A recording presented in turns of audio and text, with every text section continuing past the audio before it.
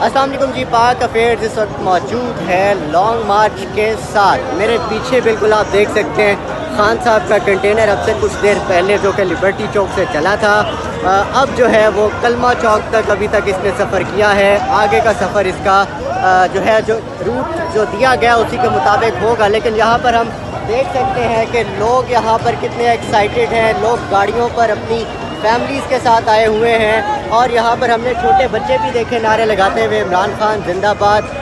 और इससे पहले जो लिबर्टी चौक में खान साहब ने एक हाश तकरीर की, उसमें उन्होंने DGISI और फिर जो DGISPR की कल की जो प्रेस कॉन्फ्रेंस थी उसका जवाब दिया।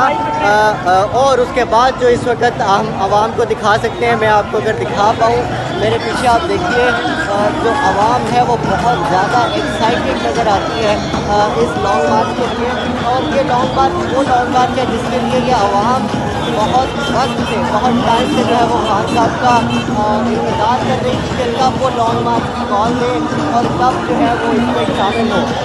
प्लान के मुताबिक इस लॉन्ग मार्च को इस्लामाबाद तक पहुंचने में काफ़ी दिन लग जाएंगे, लेकिन लोग फिर भी बहुत एक्साइटेड हैं। बहुत बातें की जा रही थी आज सुबह से अब तक के